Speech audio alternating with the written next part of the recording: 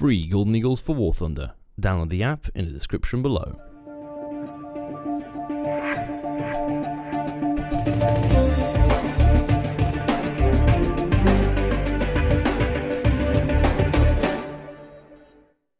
Hey guys, welcome back to War Thunder and welcome to some M26 Super Pershing gameplay.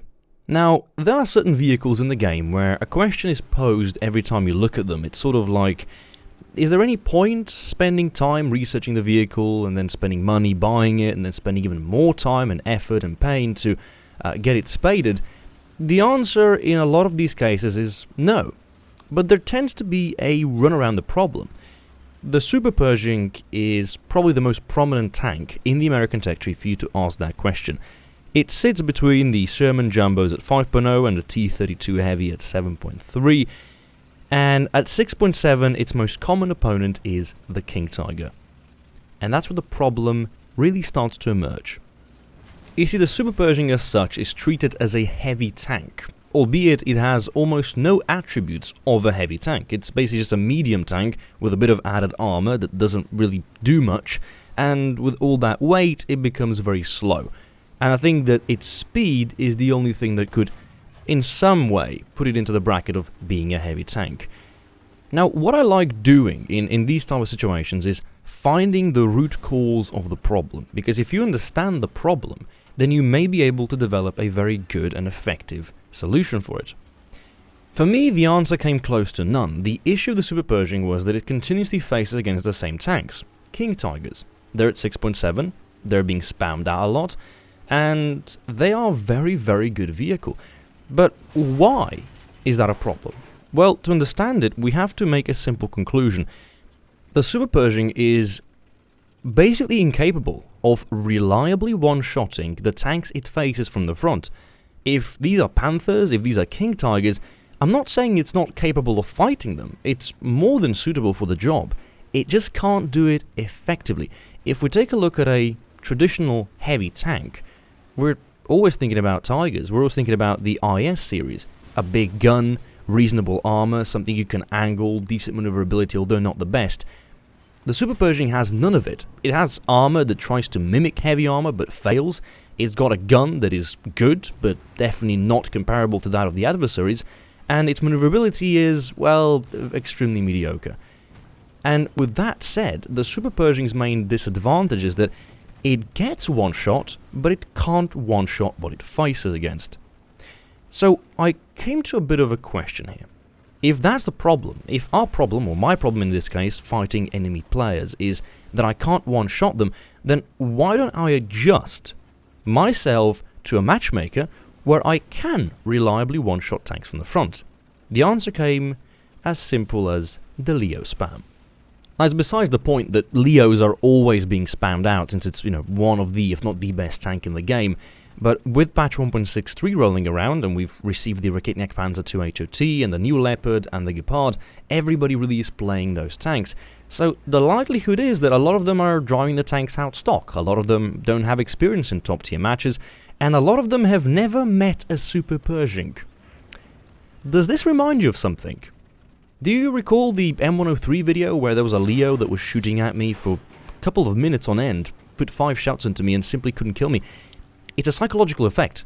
When you don't know what you're facing, when you're not aware of the enemy's, tank's armor values or its weak spots, players panic.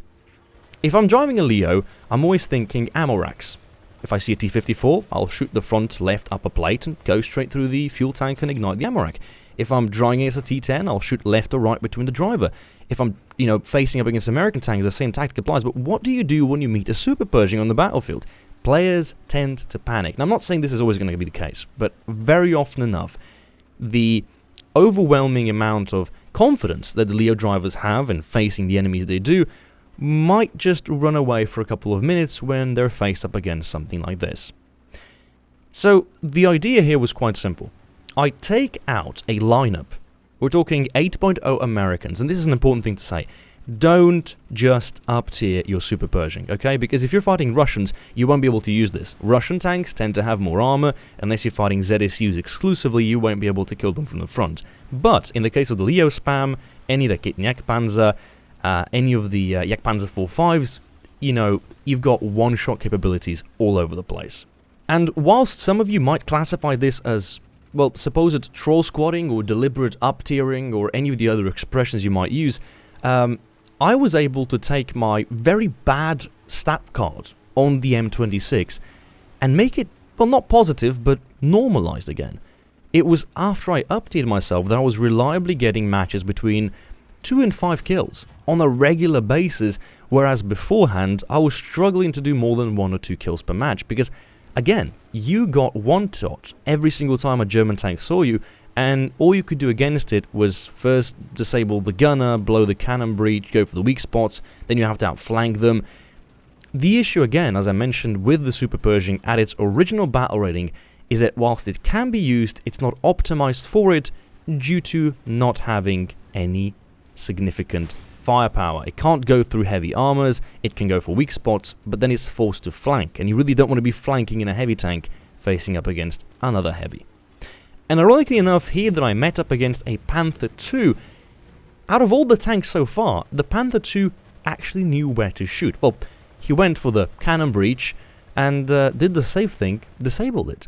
He's playing it as safe as you possibly can. And unfortunately, I was about to fire the gun, but since the cannon breach was destroyed, it wasn't reloaded, and the Panther finishes me off. And I know what you're thinking. 4 kills in an up-tier match? It's really nothing spectacular. I mean, surely this could have been a regular match. Perhaps you're just showing your best match. The fact of the matter is that I played this very match at like 3 AM, slightly wasted. The details aside, is the time in which it was performed it's important. If you can get 4 kills in under 7 minutes fighting King Tigers, I will be pleasantly surprised if you can do that on a regular basis. Now, my personal experience with the Super Pershing has been that the armor has been negligible. It really doesn't do much. The gun has been, you know, it's a good gun, but not comparable to that of the German or the Russian equivalents at the same battle rating at heavy tanks. To make this tank work, to make it, I mean, not just efficient, but to make it fun, I really had to go with that good old classical up tier. And maybe some of that was added to the fact that I've recently tried playing German top tier teams. They're horrible. Leopards are not doing the objectives, teams are either flanking or not taking care of flanks. I feel like currently 8.0 German teams are all over the place. And so, after playing with them for a bit and losing match after match, there's something mildly satisfying about forcefully up-tiering yourself and simply clubbing the shit out of them. And to make a good verdict on the M26 Super Pershing, the way I'm going to put it is this. If at all possible, try to evade it. Try not to even bother unlocking it, playing it, buying it, whatnot. But, you know, if for some weird reason, like myself included, you want to get this tank spaded, then do yourself a favor, try up-tiering it. If you've of course got other 8.0 vehicles, please do not up-tier just the M26. What you're doing here is, it's not so much up-tiering, it's you're taking the M26 Super Pershing with an 8.0 lineup, and then if the opportunity arises, you're on a map you like, you're playing against Germans, then of course you can take it out voluntarily. But really, the only people who are going to be doing this are people like myself who, you know, want to have everything spaded. For the rest of you, stick to the light tanks and to the medium tank lineup. You've got the normal M26 Pershing at 6.3, you've got the M46 Patton at 6.7. In the light tank line, you've got the T92 and the newly added M56 Scorpion. Those tanks are phenomenal. The only reason I see why anybody would even go through with unlocking the Super Pershing is if they want to get a hold of the M103 that I reviewed last week. And to be honest, it kind of makes sense to go through the grind of the Super Pershing and the T32 to make your way over to that glorious tank, but to go for it exclusively and as your first top tier tank might be a bit of far-fetched.